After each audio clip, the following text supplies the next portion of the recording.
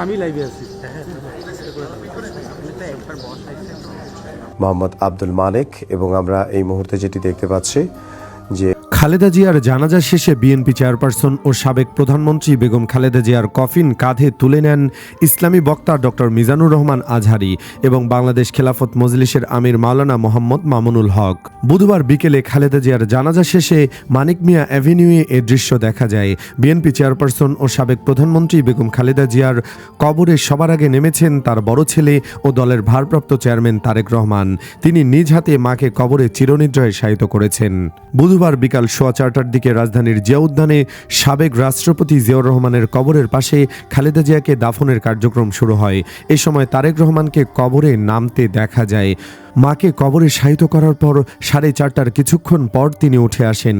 এরপর মায়ের কবরে সবার আগে মাটি দেন তারেক রহমান। পরে 3 বাহিনীর প্রধান ও বিএনপির শীর্ষ নেতারাও কবরে মাটি দেন। এর আগে বিকেল 3টার দিকে জাতীয় মসজিদ বায়তুল মোকাররমের খতিব আব্দুল মালেকের ইমামতিতে খালেদা জিয়ার জানাজা অনুষ্ঠিত হয়। বিকেল 3:02 জানাজা নামাজ শুরু হয়ে বিকেল 3:05 শেষ হয়।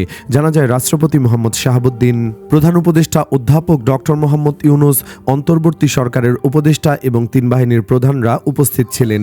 পাশাপাশি বিএনপির কেন্দ্রীয় নেতাদের সঙ্গে জানাজায় প্রথম সারিতে অংশ নেন বাংলাদেশ জামায়াতে ইসলামীর আমির ডক্টর শফিকুর রহমান এবং জাতীয় নাগরিক পার্টির আহ্বায়ক নাহিদ ইসলাম।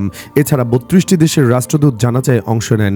খালেদা জিয়ার জানাজায় অংশ নিতে সকালেই ঢাকা পৌঁছান ভারতের পররাষ্ট্রমন্ত্রী এস জয়শঙ্কর, পাকিস্তান পার্লামেন্টের স্পিকার শরদাদ আয়াজ সাদিক এবং ভুটানের পররাষ্ট্রমন্ত্রী লিওনপো ডিএন ধুঙ্গেল।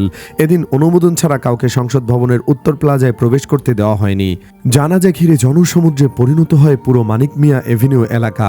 জাতীয় সংসদের মূল মাঠ দুটি কানায় কানায় পূর্ণ হয়ে একদিকে বিজয় সরণি, আগারগাঁও এবং অন্যদিকে কারওয়ান বাজার পর্যন্ত মানুষের ঢল নামে। বিকেল 4:45টায় রাজধানীর শেরেবাংলা নগরের জিয়া উদ্যানে প্রয়াত স্বামী শহীদ রাষ্ট্রপতি জিয়াউর রহমানের কবরের পাশে পূর্ণ রাষ্ট্রীয় মর্যাদায় সমাহিত করা হয় বেগম খালেদা জিয়াকে।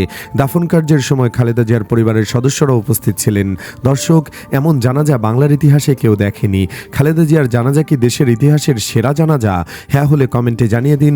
ভিডিওটি ভালো লাগলে লাইক ও শেয়ার করুন, আর আমাদের চ্যানেলে নতুন হলে অবশ্যই সাবস্ক্রাইব করে সাথেই থাকুন। ধন্যবাদ।